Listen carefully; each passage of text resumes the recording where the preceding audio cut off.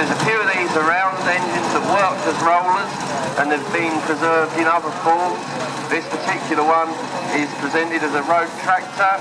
It was originally a steamroller in Perthshire with John Campbell and Sons, then to Aberdeen County Council. It was acquired in bits in 2003, took 6 years to rebuild as a steam tractor and returned to steam in 2001. And that one is owned by Mr. N.D. Casban from Norwich.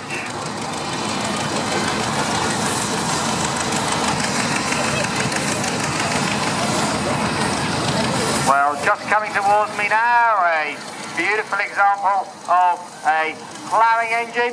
John Fowler of Leeds, of course, are renowned for their ploughing engines. We're lucky enough here at Weeting to have a ploughing pair, Bonza Tom and Saucy Spears, on active duty. Nice to have another Fowler plougher here to show you one. We don't have to go out in the arena. It's called Sissy, built in 1917, owned by Simon Cruikshank from Norwich. Bought in December 1917 with the sister engine Betty by E.W. Baldock, who kept them until 1952 and then sold them to a scrapyard in Kingsley when they stood for 10 years. Betty was then bought by Reverend Stebbing and Sissy was bought by Alan Bloom a year later. 2 years old, Betty was bought by A. Bloom and kept them until the present owner bought them in 2009. Sissy took 2 years to rebuild and Betty is yet to be touched. So there we are, that's a ploughing engine. For those of you who haven't been to that end of the field and had a look at the demonstration, bringing mechanisation to ploughing was a bit of a headache. The horse could plod up and down the field and not ruin the ground, but you couldn't run around much with that. So Fowler came up with the idea of 2 engines like this one with a winch underneath, and they pull the plough backwards and forwards between them. So go and have a look up at the top there if you want to see that being done at various times this weekend. Number 16 is the Marshall 7 horsepower traction engine Emma. This one spent its working life in Suffolk on threshing duties with H. Holland and Sons of Saxmundham.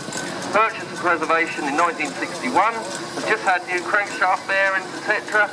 And that one is owned and driven today by Mr. Terry Petty. And they're very popular engine Marshalls for threshing.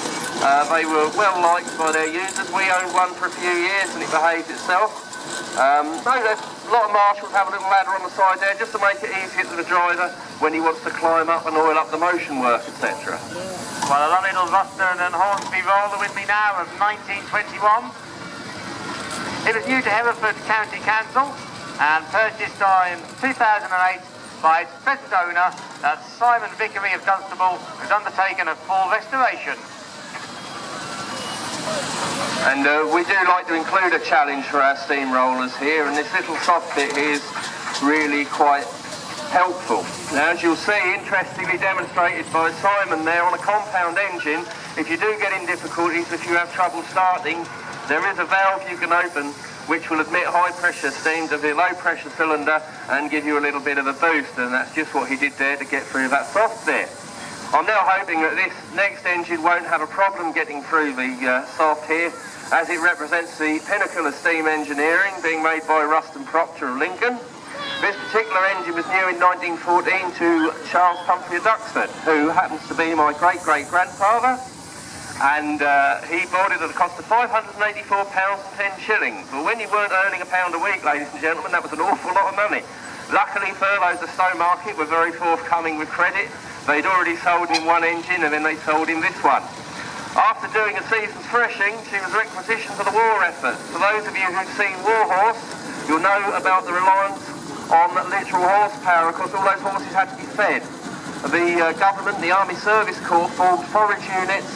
They would requisition haystacks from farmers and go and have them bailed up by a government crew, such as our engine was seconded to. She made a national record baling 242 tonnes of hay in a week in 1917. She was returned after the war and carried on contract threshing till 1950. With the advent of steam rallies, she's been rallied by the family ever since. She didn't attend the first Weeting Rally in 1968, although my father did, who's driving today. But she did attend 1970 and most of the ones since, whenever she's been able to. So that one's owned by Michael Christopher and Emily Humphrey and driven today by Robert, who's been looking after the engine since 1967 and steered by Page Groom. Well, just passing me now, number 24 in your programme, a beautiful Marshall engine called Aurora, built in 1924. A unique Marshall class S3 speed piston valve compound fractured engine, supplied new in 1924 to J.H. Phil of Dunfermline, headed one rally in 1971, and then in storage until 2017. An interesting little point on that engine. Most of these engines have a winch drum on the rear axle for pulling trees or any other bits and pieces you want to do. And instead of the usual fair lead rollers, that one's fitted with a pulley. So that's one of Marshall's ideas to improve things. Anyway, that's followed by the Hermit, looking shiny as ever. I was told last night by somebody, they said, is the Hermit there? It's one of my favourite engines. This one spent its first few years working in Scotland on a farm. In 1914 it was shipped to France to move guns and ammunition for the war effort. Returned to this country in 1919 to Devon County Council, where she worked as a steamroller, rebuilt as a traction engine in the mid-70s, and that's been owned by Pete and Jenny Copeman from Caton near Kings Lynn since 2012. Well, just passing us now, the Davy Paxman engine Victoria, built in 1907, owned by Ed Bowers of March. It was new to A.T. Oliver and Sons of Hertfordshire. Led to three other owners and sold in 1980 at the famous Paisley sale to J. Aldrich of Louth. In 1990, it passed to Duncan Marston, who carried out boiler work and repairs in recent years, and purchased by its current owner in April of this year. Yeah, a very rare engine, Davy Paxman, but very well made. Nice to see that one out and about again after a few years absent. This one's followed by number 83. Now, I told you Avelings and Porters made more rollers than all the other manufacturers put together, but that's not to say all the other manufacturers didn't offer rollers, and this one was one of Marshall's, built in 1935, so quite a late roller as these things go. Supplied new to Holland County Council Links, purchased by R.W. Randall and Sons of Skyton in Norfolk in 1981. Well, passing us now, the Burrell Showman's engine Princess Royal, owned by the Strumpshaw Steam Museum. Delivered new to Scotland as a 3-speed Showman's engine, bought by the Key family from Billericay in 1960 and originally restored in 1980. Undergone a more recent restoration with a new firebox and tube fitted in 2004 and 2005. Yes, and interestingly that engine's fitted with a feast crane on the rear that you could fit a jib to and use to lift heavy parts for fairground rides. Followed by another one of our Garrett tractors, a 1968 original engine. This one that took part in the tug of war in the ring at the first rally in 1968, and there is film evidence of that. This is a 4CD tractor, many of which were built at Leiston between 1907 and 1929.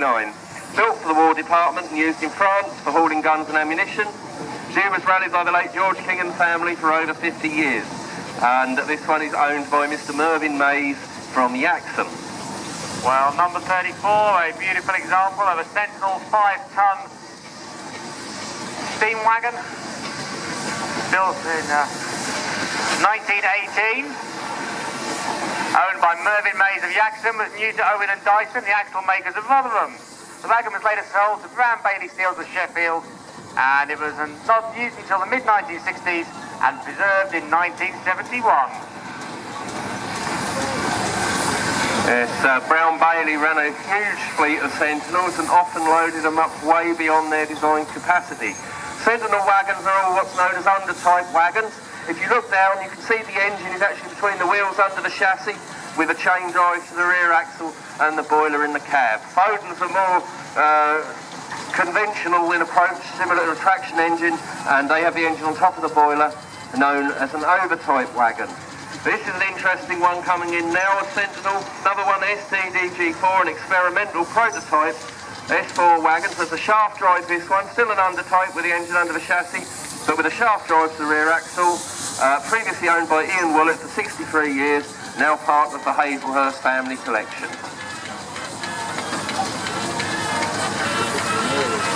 Well, just approaching the commentary box now, number 25 in your programme, the Wallace & Stevens engine Wonder, built in 1924, owned by Kiki Angel-Ruff of Strumpshaw. This is the last 8 nominal horsepower single engine to be built by Wallace & Stevens. She had solid tyres put on last year, and much more work is still going on. Driven there by Glenn Mose. And that's an engine that worked for the Matthews family of Morton near Ongar for threshing and other duties. As I said earlier, this is another engine. This time under the boiler, you'll see she carries a full set of spuds just in case you get into a wet field, though of course you can't fit them with the rubber tyres on. That's followed by number 26, which is another one of our Marshall traction engines here this weekend. 7 horsepower this one. For those of you who are wondering, a nominal horsepower description of an engine doesn't really bear much relationship to the brake horsepower if you go and buy a new car or a truck or whatever. It was a very nominal figure, really, just to give the farmer an idea what he was buying if he'd only had horses before. This one was new to Renault Brothers at Hunstanton Hall Farm in Ringsted in Norfolk. Spent all its working life threshing and wood sawing. It was bought by Wesley Key in May 1957, repainted and rallied till 1977, and then stood on display in Strumpshaw Museum. After extensive boiler work, this is the first rally season for 40 years. It's restored by S. Bunting, who's steering today, and it's owned by Kiki Angarath, who is Wesley Key's daughter. And do go and have a look at Strumpshaw Museum. If you ever find yourself up Yarmouth Way, it's well worth a visit. Well, just coming in front of me now is a beautiful Clayton and Shuttleworth traction engine called Valiant, built in 1919, owned by Paul and Anne Blanche. The engine spent its early days in Hertfordshire and Cambridgeshire, restored in 1957 by A. Deans of Bulldog, and after being rallied for several years, it was owned by Aldrich Brothers of Bonwell in Norfolk, before spending several years in Devon and Somerset. Purchased by first owners Paul and Anne Blanche in 2002. Well, just an announcement to make. We do need 2 vehicles moving from the car park. The owner of a Ford Fiesta, registration VK62HHA, a Ford Fiesta VK62HHA, and a Nissan registration AU14HEH, AU14HEH. Please could you return to your vehicles immediately? You're blocking in another car, which they now need to leave the rally. So the owners are Ford Fiesta and Nissan. Okay, could be a Ford Focus, bit of a confusion going on here, but definitely a Ford, that's good news. Please could you return to your vehicle as you are blocking a car in the car park.